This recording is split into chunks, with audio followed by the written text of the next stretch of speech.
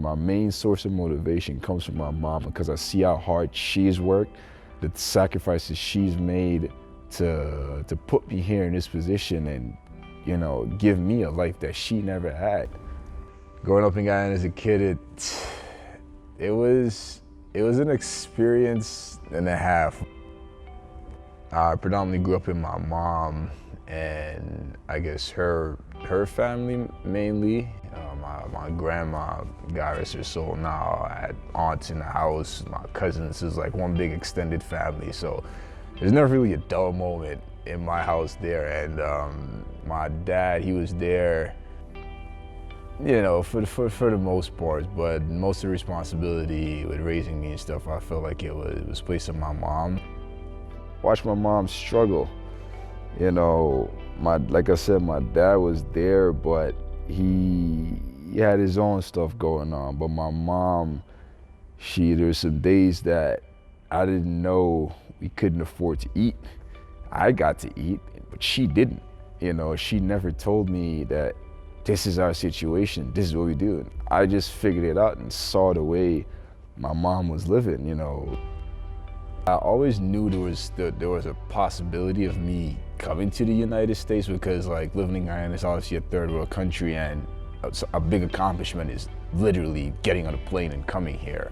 In Guyana, like, we were always taught to make do with what you have. So coming here initially not having a lot, it didn't faze me because I had a lot less then, and no matter what it was, you had to make sure and made it do. So that's exactly what I did. So I definitely say that transition wasn't easy, but it was most definitely necessary and responsible for me being who I am today. Basketball was kind of like my integration into the American culture. The coach was like, well, listen, I still think you got potential, but you should play volleyball just to stay in shape and get more coordinated. Well, that was the biggest mistake he made and the best decision for my life. Because of me making that transition from basketball to volleyball, it just completely changed the trajectory of my life.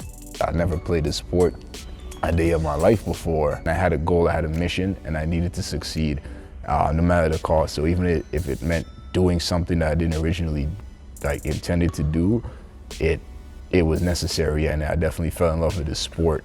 My college advisor in Cardozo looked at SUNY New Paltz and saw they had engineering and they had a volleyball team.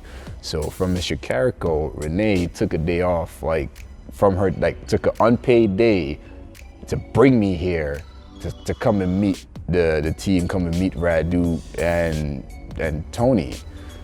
The first time I came, that's when I saw what real volleyball looked like. When I saw the team, they had just came off of a national championship too.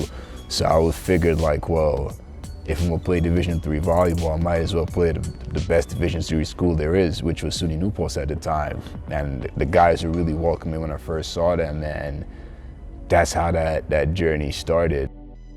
Before that second year, my coach, Tony, he said, listen, things are gonna get better, but you can't quit, because I was ready to hang it up. You know, from the beginning to now, my game is improved exponentially. Like, I would have never thought I'd be able to play volleyball the way I am playing today, which is nowhere I want to be. I want to be a lot better, but compared to then to now, yeah, man, I couldn't tell you this would have happened at all. So to be a national champion right now, starting on that team and being a big contributor to that, it's surreal. You know, it's a testament to what hard work and dedication gets you. You know, you can't make this stuff up, man. Like, who would have thought a kid that never touched a volleyball until he was in 11th grade, I think I was 18, coming to a school that already had a national championship and then making some sort of impact to, you know, help bring another one home, you know, and being one of those main guys. Like, every time I think about it, I'm like, yo, no way, man. I'm filled with joy every time I think about it. I'm filled with content, and it just makes me happy. It's just tough knowing everything my mom sacrificed and she still is sacrificing now, because I'm here and she's still in Guyana. You know, my goal is to one day get her here and give her the life that she never had, because she did that for me. My mom has never seen me play an actual volleyball game. Like, she's never been able to get that experience. You know, I could call her up and tell her about all the accomplishments that I've had, but you know, she's just never been able to experience that stuff firsthand.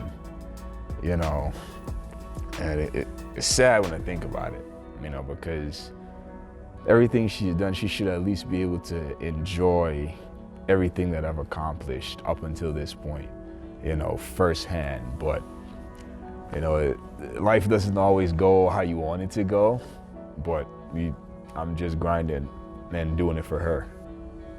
For everything that I do here, I do it for her. And I do it also for my younger sister. You know, those two are, I guess, my biggest inspiration and motivation.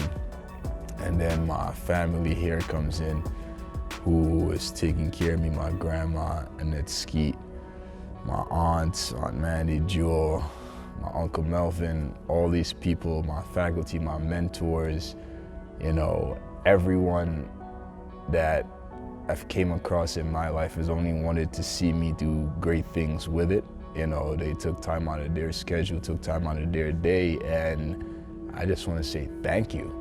You know, because of you, a kid from Guyana that knew he wanted to make something of himself, didn't know how, was able to come here, get a scholarship, practically go here for free, and become a national champion, you know, and this is all because of you. You know, if my mom didn't let me go, who knows where I would have been today. You know what I mean? But, you know, I'm all right today. I'm happy.